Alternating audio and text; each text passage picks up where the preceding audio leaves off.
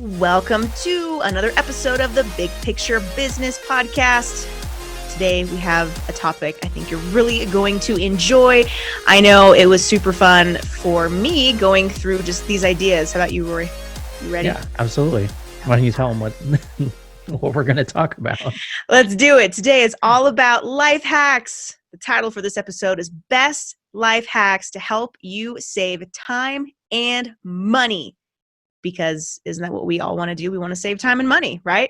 And so we have put together this amazing list of everything from products to just tips, things that we've done, things that we've learned, and we think you're really going to enjoy it.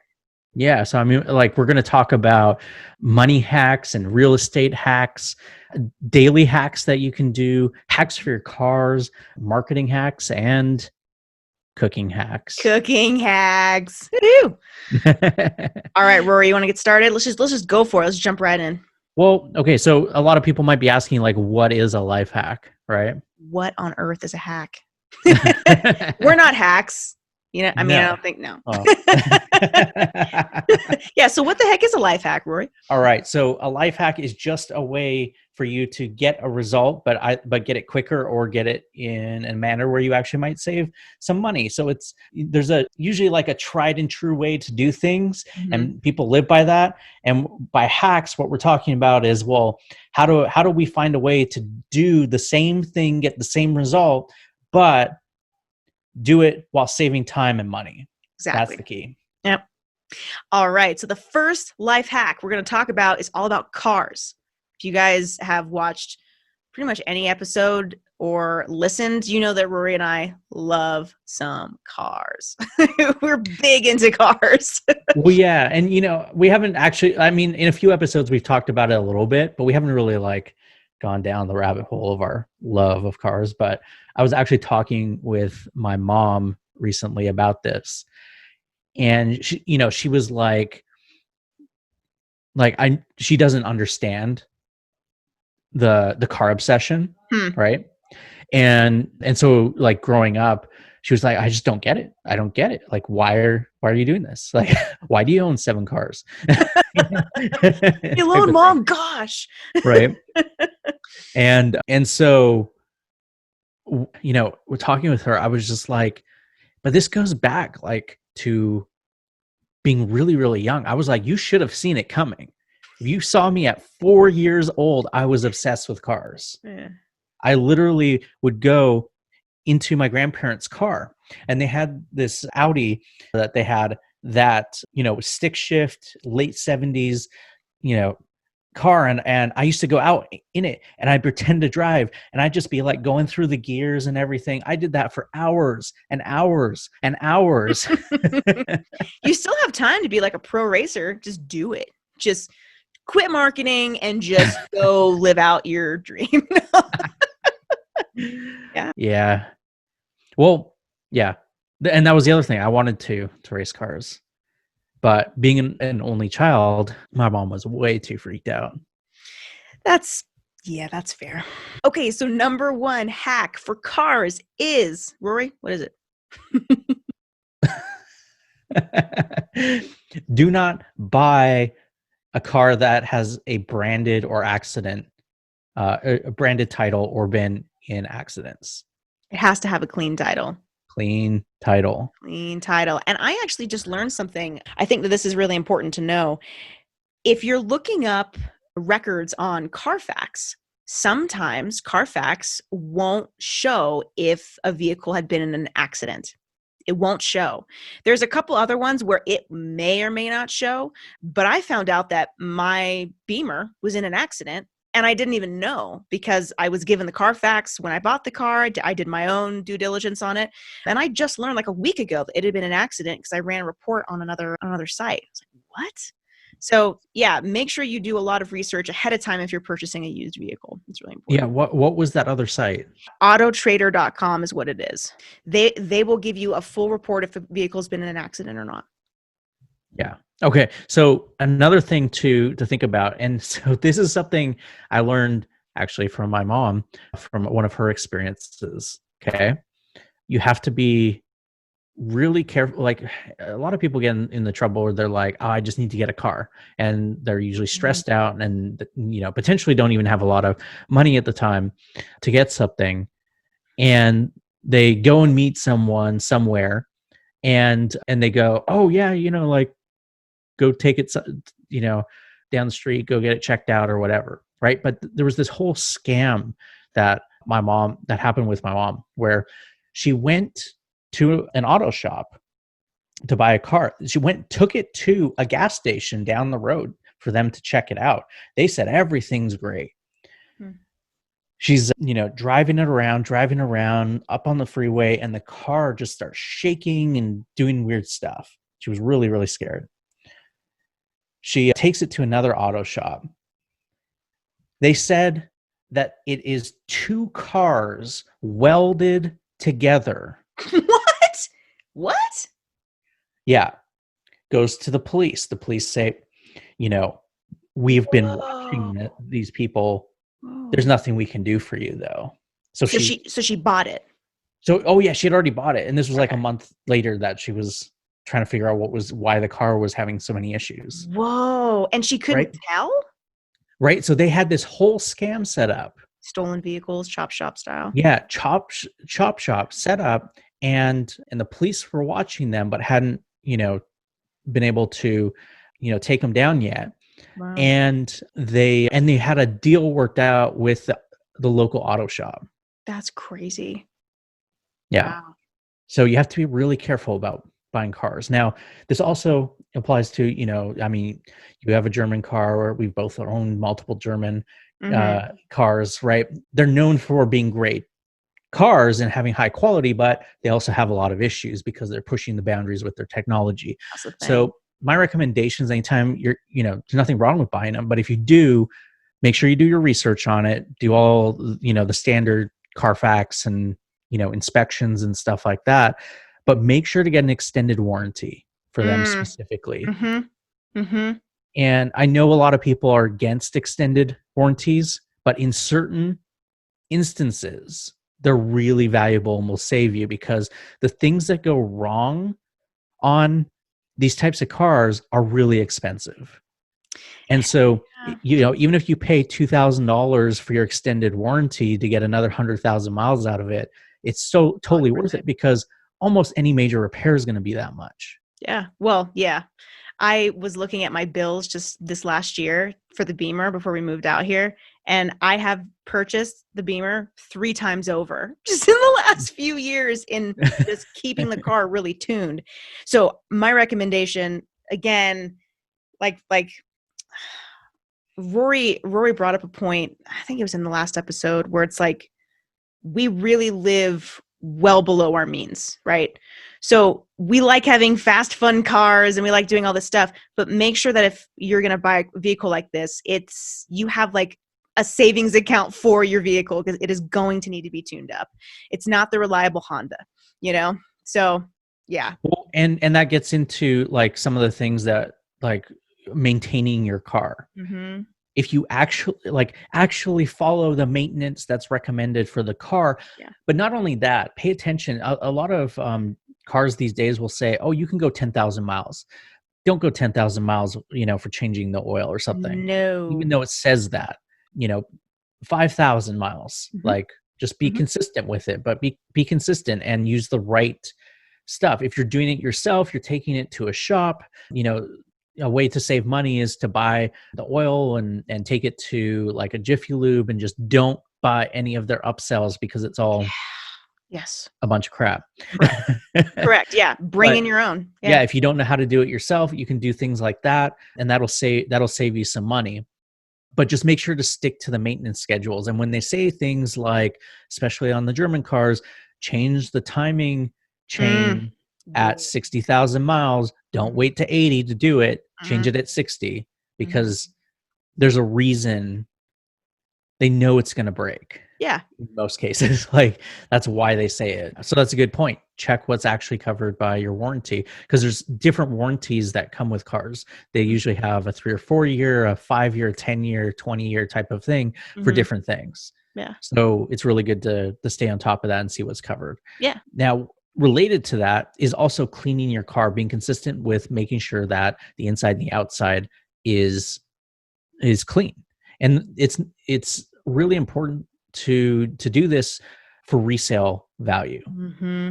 Mm-hmm. Okay. So you're always thinking like, what if I had to sell my car tomorrow? Mm-hmm. That's how you have to think about like Absolutely. maintaining it. Like, yeah, I mean, life gets in the way. We're not always perfect with everything, but if spills happen, clean them up. Like, If yeah, and buy products that are quality for cleaning, like a good leather cleaner. If you have leather, mhm. make sure that you are saturating the leather, making it soft, and make sure it's clean. Doing those things, you don't have to be like crazy obsessive about it, but just make sure you're doing them pretty consistently so that the leather doesn't get worn out. Right. And then doing things like, there's a great product called Folex for cleaning stains in carpets and on upholstery. Mm. And then for other little cleaning things, like cleaning wheels, like your rims, Mhm. and even cleaning the tires themselves, I use something called Crud Cutter. Mm. And then I combine it with using a steam cleaner. Now I have a professional auto detailing steam cleaner, and it's been one of the best investments Hmm. that I've probably ever made, because I used to clean my cars, and I would always struggle in getting like all the little bits and pieces out of areas, and like getting the stuff out of the carpet that would get like matted in there and The stuff. And then as soon as I goldfish, got the the steam Cheerios. cleaner, I could go through the whole car and get every little crevice and thing out. I could get stains out that I couldn't get out before with just scrubbing like by hand. And I've got young kids, so I mean, stains happen like almost every time we get in the car, right? So I mean, What yeah, type of but using steamer is it? so it's a high pressure steamer. It goes up to about 300 degrees. Do you remember the brand? Oh, what's it called? Give me a sec.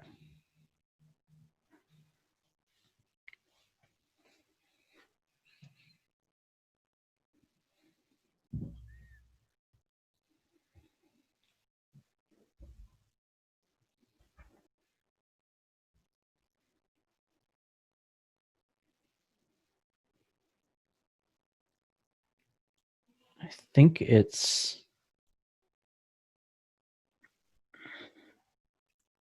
it Chief Steamer?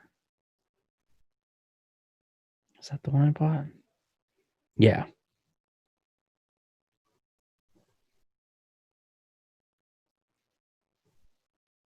Okay. So the steam cleaner that I have, it's by a company called Chief Steamers. Nice. And yeah, so that works exceptionally well. All right. You can even use it in your house as well. I use it to actually clean my shoes too. Oh, So yeah. if I get like dog poop on my shoe and I like really want it to be super clean, I'll use actually Crud Cutter and the steamer to get that off, and it cleans it. It like will shoot the dog poop right off of it, and sanitize it and How really satisfying. well. But actually, like just getting the dirt and stains off of your shoes that you can get just from wearing them really well. Nice. Something that I do want to say. Hmm. So, having been the general manager for an auto detailer for a few years, make sure that you do not use Armor All. And Armor All is kind of like a big name brand, right? Do not use Armor All inside your vehicle. Don't do it. Everything will look super, super greasy. You cannot take it off. Once it's on, it's on.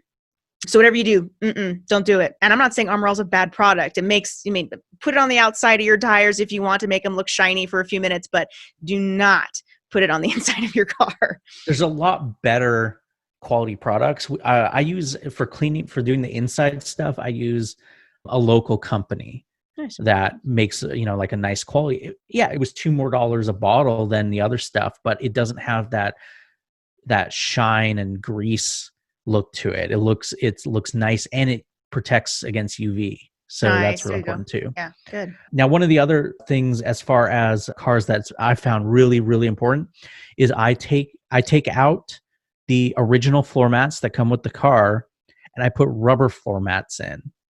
And I do this for two reasons. One, I live in an area where it rains a lot.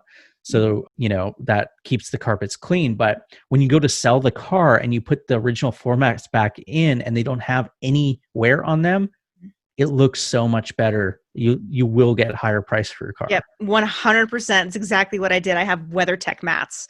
And and they're nice. They look nice and you can easily clean them. And you can get mud on them or whatever. And for a lot of cars, you can get ones that are custom made for those cars.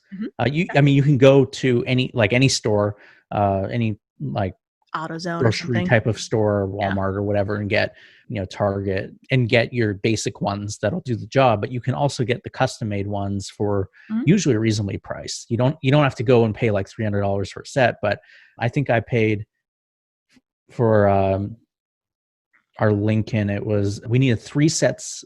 So we have 3 rows, right? So we had a back row, then we had the middle row, and then with the front, 2 mats as well. I think it ended up being like $80 or $100 for custom rubber mats. That's impressive. Yeah. As usual, my Beamer ones, they were $350. Yeah. Everything with BMW is so unbelievably expensive. Yikes. But it is the ultimate driving machine. Yeah. All right. So, I hope some of those car hacks help you, because they're going to, set you up. So if you have your car and you're needing to sell it, it's going to be a lot easier to sell it and you're just going to have a nicer experience around if you do some of these things. Yeah, exactly. All around. Yeah. Moving on to number 2 in our life hack series, we're going to talk about household supplies and cooking.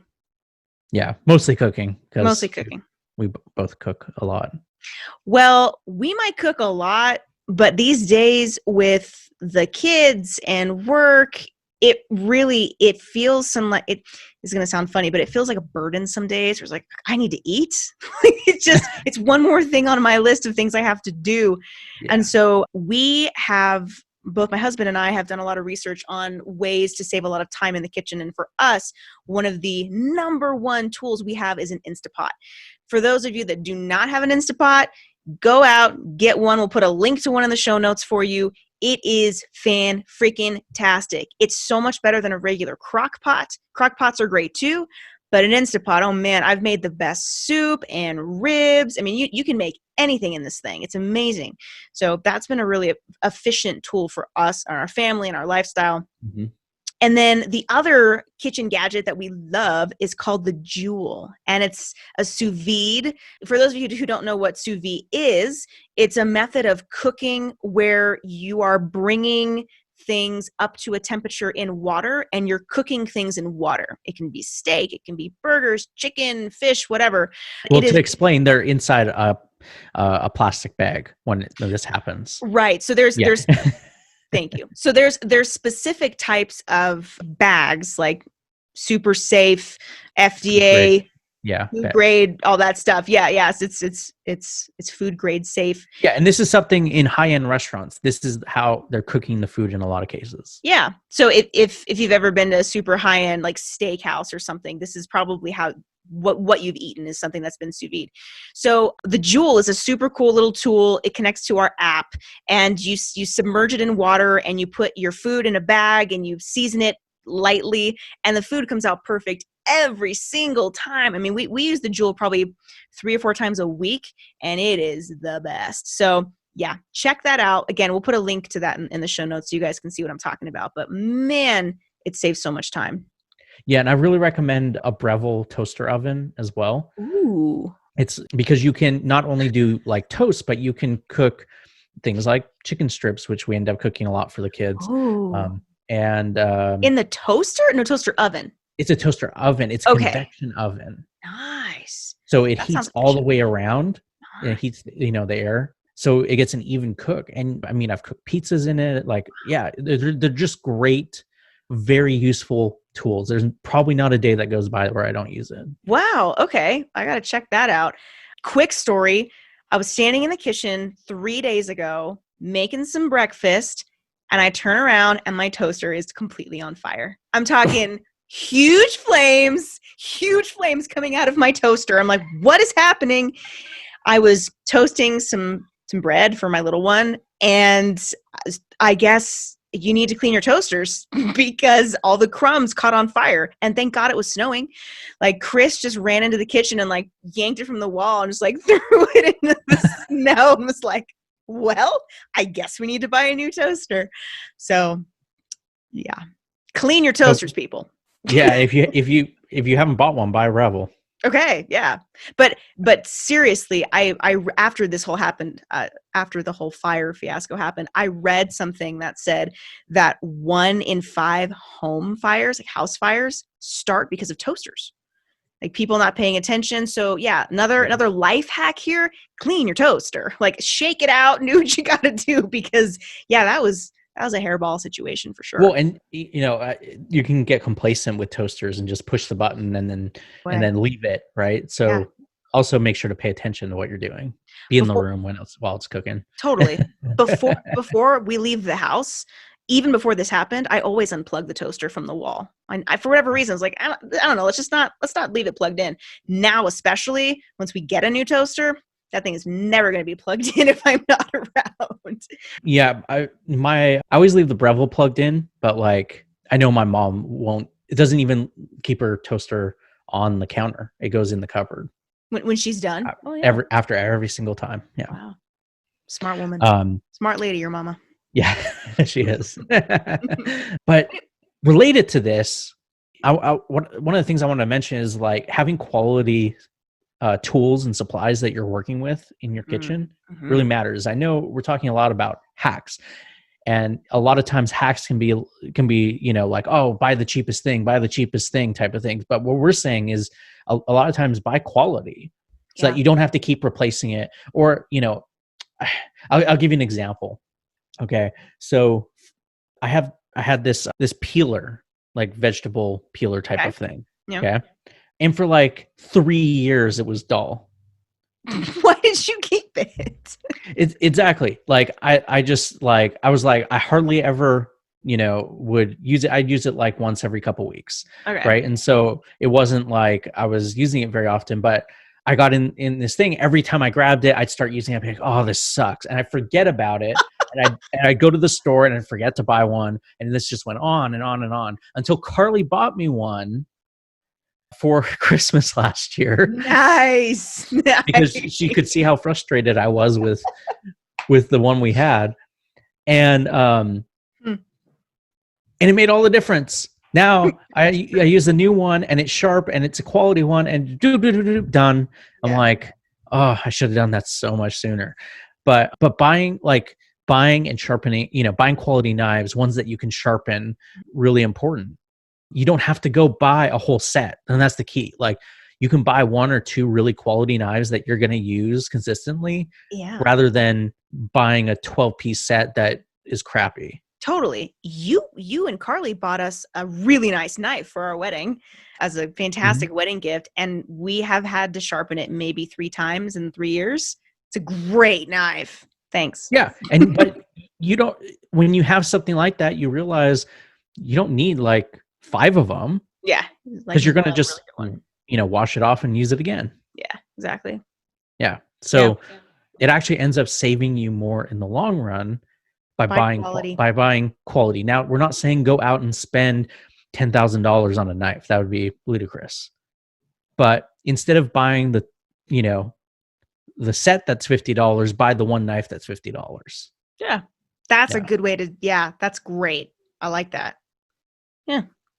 So other things, right? You have something with sponges, right? Oh my gosh. Okay. Shout out to my dear best friend and I can't even talk. Oh my God. I did. What's her name again? Oh my God.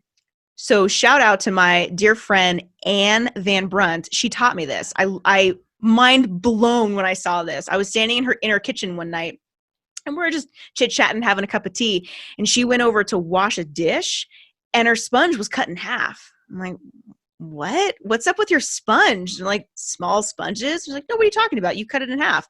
Why? Like, why not? Like, now you have 2 sponges.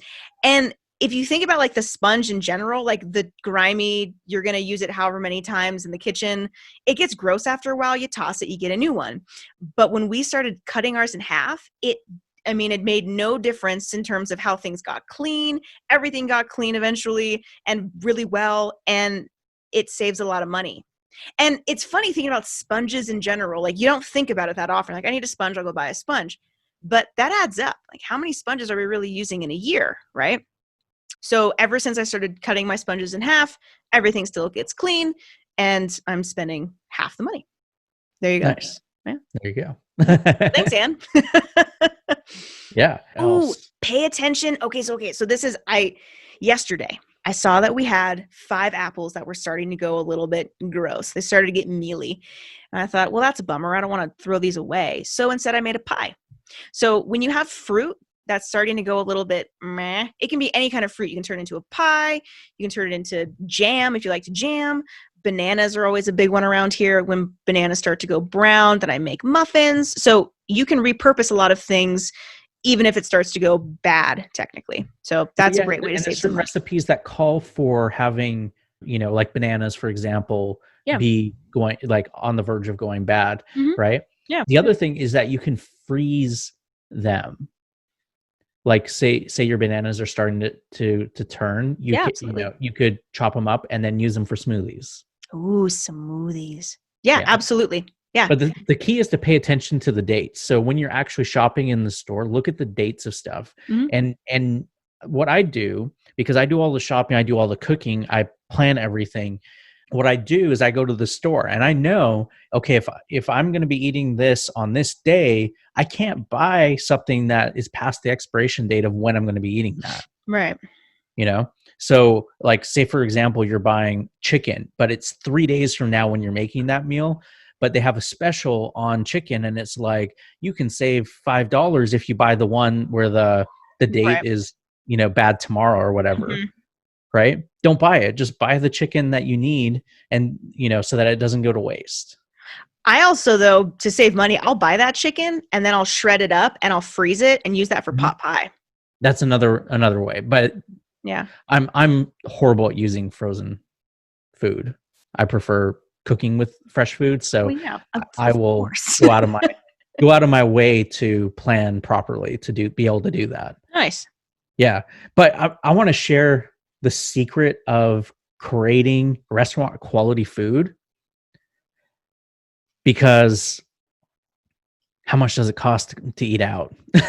Dude, so much. Ever since we moved here, so there's no restaurants around us. Like, if we want to go get like a quality meal, we've got to drive at least 45 minutes, an hour, one direction. Maybe we'll find a Panda Express. You know what I mean? Like, we're not getting quality restaurant style food. But since we moved here a few months ago, we've easily saved like anywhere from $3,000 to $4,000 just because we're not getting DoorDash every night and all this stuff. So it's amazing how much money you save when you are cooking at home. So tell me, Rory, how can I get restaurant quality food? One word: Mm. butter. Butter, my favorite.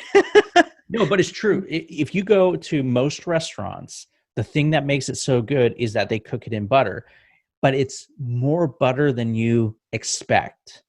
Like clarified butter? Like what kind of like ghee? What kind of butter are we going No, with? I mean, in some cases, certain recipes call for stuff like that, but I'm just talking about like your regular old butter. Butter. Okay. If you're making a steak, if you want Oh to yeah. have restaurant quality steak, Mhm. create a butter and garlic marinade. Oh, delicious. Coat the whole steak Mhm. in this, then Mhm. go put it on the barbecue and cook it. Mhm. Mhm. It'll taste like that $30-$40 steak, That sounds $50 steak. delicious. Like if you cook the temperature right, obviously. But If you jewel it. yeah, well, yeah, there's that too.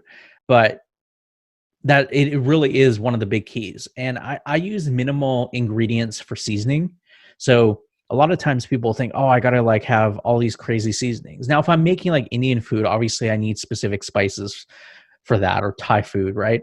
Mhm. But in most cases, when I'm making like, anything with just like meats or pastas or, your normal standard stuff, I'm using salt. I use a kosher sea salt, pepper.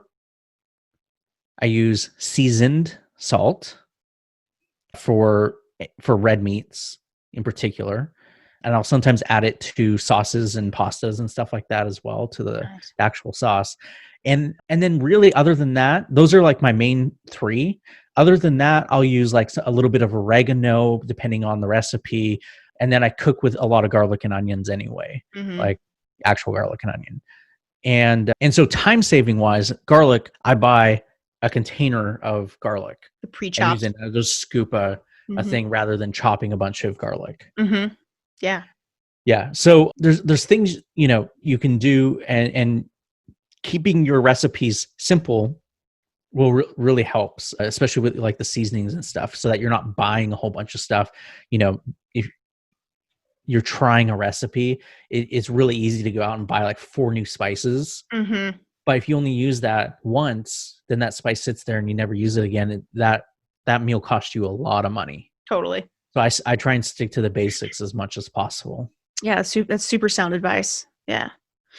All right, let's move on to some business growth hacks, because let's face it, that's why y'all are here. You want to learn about some business stuff, but we have to talk about life and business and how that all, ties into one. It's pretty important, right?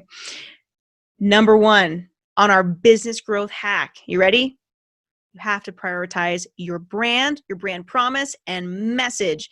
And for those of you who are so sick of hearing me say that, I am not going to apologize, because it is so, so, so important.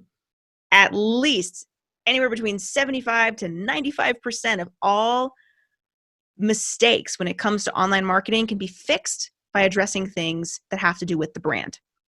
Without fail, every time. At least that's been my experience working with my clients.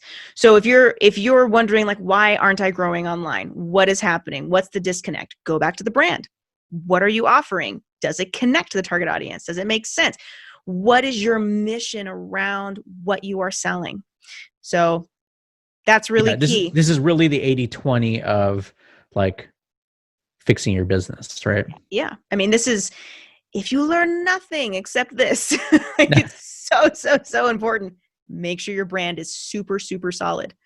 And Well, and speaking of 80/20, there's lots of little, tips and tricks as far as like, doing like your business whenever you're doing something. Like, think of how can I 80/20 this? Like mhm, 80. So what does that mean? It means, how can I get 80% of the results by doing 20% of the work? And everything has this, right? We're given a long list of things that we need to do in our business, sometimes by our mentors, sometimes just by the hundreds of people who are pitching us stuff like, oh, you should do your business this way or this way or this way or this way or this way or this way. And it gets overwhelming, right? Well, you've got to narrow it down and say, like, I can't do all that. yeah, It's just not possible. right. So how do you look at it, and you have to go, well, if I only could do these 2 things, these 3 things, what would they be? What's going to actually get me the result? hmm So So focus on what you can accomplish first. yeah, and we use that with advertising as well. We'll put up an ad and we'll cut it very quickly if it's not performing the way we want. We're not, we don't wait. Could it be a good ad? Potentially, But how much right? money are you willing to invest in finding But that out? Yeah. exactly. So you need to be able to make decisions quickly about this stuff and not spend a lot of money. So that's one of the ways is, you got 24 hours to see if your ad works. Put $20 behind it. See what If happens. it doesn't get the result you're looking for, cut it. Try another one. Then try another one. Try another one. Try another one. And it That's didn't used to be like that, though. So no. we're recording this in December of 2020, and this is what's working right now. So 10 years down the line, if we're still doing this and that becomes completely irrelevant, we apologize. So yeah, but that's what's working right now. And I'm specifically talking about Facebook ads. Yeah. Yeah. So with Google ads, it's completely different. There Google you Ads need is to slow give it build. 30 days. Yeah. Slow build. Yeah. 30 days is like your minimum to see if an ad is actually performing the way you want it to. Yes, I'm glad you're saying that. I think this is important for people to know. As a business owner, if you've hired a marketing firm to help you with your growth and you're using Google AdWords, give them the grace, give them the time to actually get you results in 2 months. Do not expect results overnight, because that's not how Google works. It is the long game on Google. Now, if you're It's the long game on Facebook as well, but how you approach it is very short game. Yeah. Right? But it still takes time to get the data that you need in order to make proper decisions. Mm-hmm. Exactly. And if you've hired a firm that can guarantee you results in a week, I would be very skeptical, and I would be questioning how they're getting you the results, and if it's a real lead or not, if it's a qualified lead. So, well, and then speaking of hacks around stuff like that, is that one of the best things you can do is not spend all your money on all of these cheap things. yeah. Right? So where they go, oh, I can do that for $20. I can do that for $5. I can do that for $100. And, everyone else is, the people who are really actually doing that are charging thousands. You're just throwing your money away. 100%. It sounds enticing, especially with startups. You're on a budget, whatever that looks like. We talked about this in the how to identify a scam episode a little bit. Mm-hmm. It's so important. Like you need to understand that in the online marketing world, you get what you pay for. And so, be very skeptical if you go on Fiverr and someone's like, I'm going to get you 10,000, Facebook followers in 24 hours. I'd question those things. So yeah. Do your research. Do your research is a big part of all of this. That's a pretty important business growth hack. Go ahead. One of the things that I want to mention is we had an episode called Relationships, Not Transactionships. Mm-hmm. And this is a big hack for your business. Okay. You can grow your business based on the relationships that you make and how you treat your customers. Mm-hmm. Okay. Mm-hmm. So the big mistake people make with building their funnels is they build the funnel for people to go in to their funnel, and then they come out the other side and all that's happened is a transaction.